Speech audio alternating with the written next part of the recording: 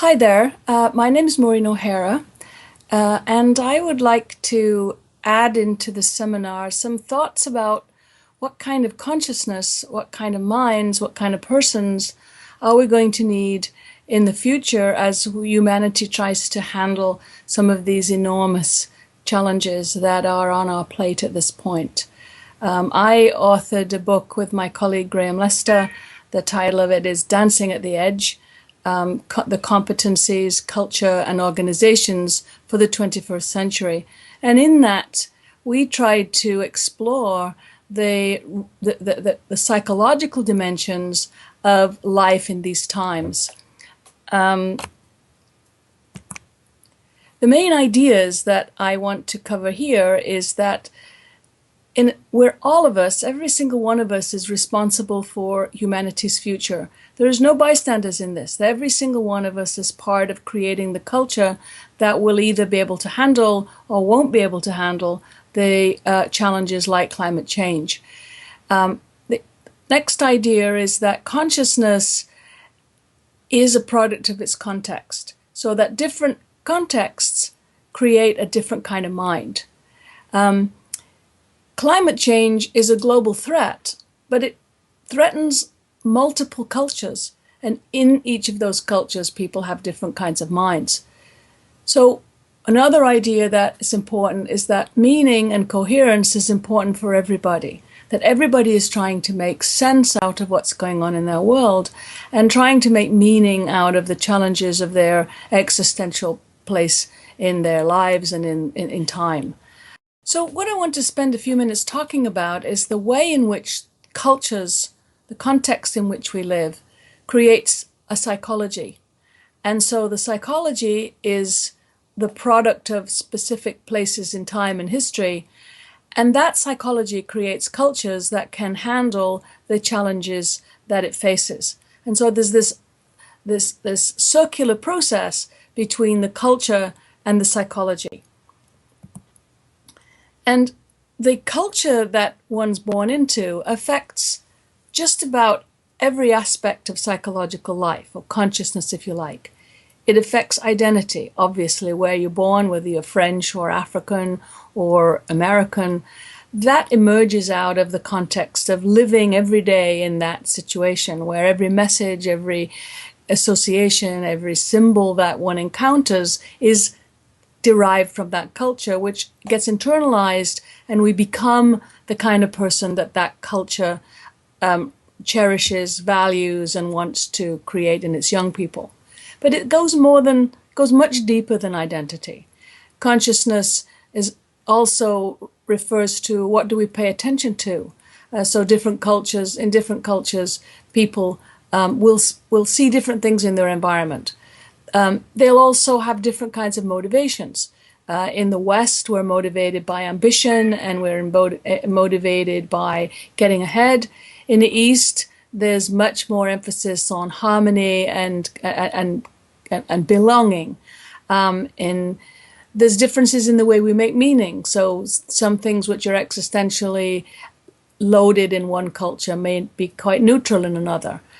Brain development is different depending on the context in which one's born. Emotions, learning, the truth, the way we think about truth, what qualifies as truth. So in some cultures that may be what the shaman tells you, in another culture it may be what the scientists tell you. And the basis of the truth that you believe in is very much dependent on the context. Also, obviously, the technical know-how that we have, that in an industrial society we have one set of know-how, and in an agrarian agricultural community we might have a completely different knowledge set. And then even the way in which we use our minds differs from culture to culture. So in indigenous cultures, in tribal cultures, the consciousness is much more interested in gestalts, in patterns, in flows, in movement, whereas in technological societies, we're much more interested in the logic, in binary logic and linear logic. And so add all these things together, and you can see how the context in which one is raised has a a very strong influence on the kinds of minds that the people in those contexts end up with. So some people have referred to this as a crisis of culture, but I think it's even deeper than that. I think what we really have is a crisis of civilization, where the stable elements that used to sustain societies, whether they were in the rainforest or whether they were in Manhattan, no longer can be relied upon. And the challenge of climate change and environmental devastation is really destabilizing us psychologically. And it's putting pressure on us to rise to the occasion and actually act in ways that we've never had to act before. So in a sense, we're all immigrants. And if we look at Bob Horn's big picture, we can see why. That almost everything that used to give us a sense of identity and psychological stability is in motion, and that there are no stable situations anymore. And in that sort of turbulence, in that situation where all of the anchors of psychological life, identity, perception, motivation that I talked about at the beginning, they're all in motion. Okay, so there's been a tremendous amount of psychological research done in the last couple of decades that really distinguishes the kinds of mentality or consciousness that we find in different kinds of societies. And it's probably important to mention what some of these are if we're going to think about where we're going. It looks the tribal mind, the people who grow up in tribal cultures or in the pre-modern world, they are very much connected to their context. They're very much connected to their traditions. They can handle multiple realities. They are very much connected to the land and to territory. They see patterns and gestalts. Their ethics are an ethics of preserve and care. And their thinking is holistic and symbolic, a lot of metaphor and allegory. And they prefer organic explanations for things. They trust their bodies. There's no mind-body split. They're empathic. They trust relationships. And they collaborate more. And they, as all societies have a sort of collective anxiety, in traditional cultures that anxiety is contained through art, through magic, through tradition, through story and ritual, and through conformity. Now, the modern mind, the Western mind, the mind that is sort of emerged out of the scientific world from the 16th century on, this is an innovative mind. It overthrows tradition. It recognizes one reality and all the others are belief systems. It's very mobile. It's not related, hooked to the ground. It's individualistic. It's not collectivist. It's linear. It thinks about parts. It's reductionist. It's progressive. It thinks about a future. It's not this timeless wheel. It favors abstract reasoning. It favors deduction and mechanistic explanations for things. Absolutely distrusts the body and is fine with a mind-body split. It distrusts intuition because intuition is kind of superstition and prefers rationality. Empathy is not a high priority. Objective distance is preferred. And there, anxiety is contained by cognitive strategies, by having models, by having power over the situation, by being able to predict, mastery with science, technology, and so on. So here we've got a contrasting mind. And this is the mind that the Western world brings to the question of climate change. The indigenous mind tends to live in that situation. We try to control it. And neither of these kinds of minds are actually turning out to be adequate to the job of dealing with what we might call the 21st century challenges. And what seems to be necessary, or at least this is my argument, is that we are actually needing to evolve a new kind of mind.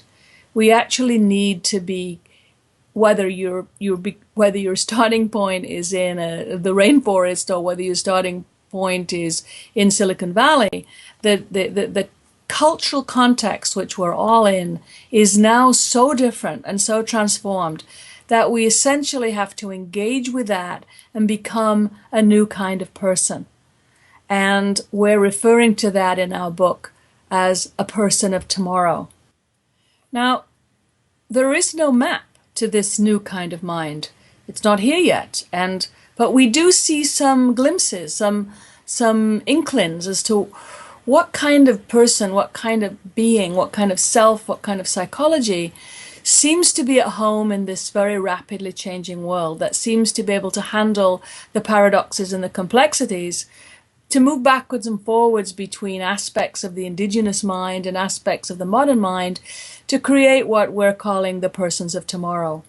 And what you see in these people is that they're both innovative and they're conservative, that they can handle multiple truths pretty lightly, that they can act locally and think globally, that they are comfortable with their spirituality, they're holistic thinkers and systemic thinkers. They tolerate ambiguity and difference.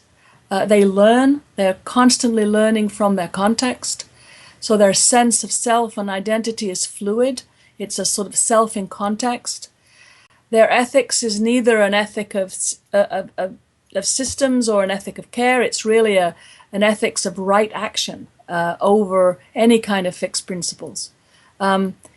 These people take personal responsibility and accountability for their lives. They're not looking to external yardsticks for measuring how well they're doing. They can handle both the general and the particular. They can handle narrative reasoning and they can handle abstract reasoning. There's no more mind-body split. These people are very much in their bodies. They often do a lot of yoga or running or dance, and they're very comfortable in their body. That they can accept also multiple epistemologies, multiple ways of knowing.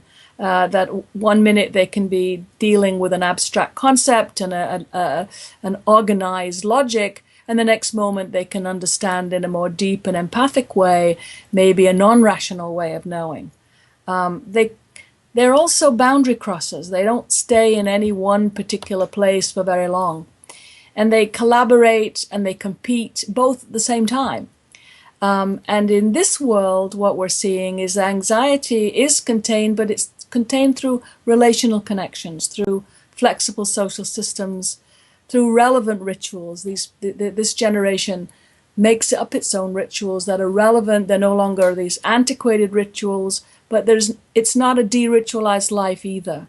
And they're very much involved in the constant aim of self-mastery. Many of them are both artists and scientists. And so what we're seeing, and we've followed some of these people, is that there seems to be a new blending of some of the psychological capacities that we found in indigenous people and some of the psychological capacities that we had in the modern era. And so it's looking like the way in which we need to go forward is to reclaim some of the older capacities that brought us actually 150,000 years to the modern era, but also not abandoning the modern skills and capacities that we got through the modernist culture. And in our view, this really is the seeds of a new civilization where people will be, in a sense, more whole. That not just the intuitive and holistic selves, but also the individualistic, logical, mathematical, and quantitative selves coming together into a new, fuller capacity, which in our view is actually going to be essential if we're going to tackle these huge messes, which cannot be dealt with a narrow linearity, but nor can they be dealt with by magic or art or simple traditions. And so we're interested, and I hope you will be, in talking about what are these capacities that might help us live well in the 21st century and be capable of tackling the problems before us. And how might these be developed? What kinds of mechanisms, what kind of settings, what kind of processes do we need to have for these kinds of much more expanded range of consciousness to be developed?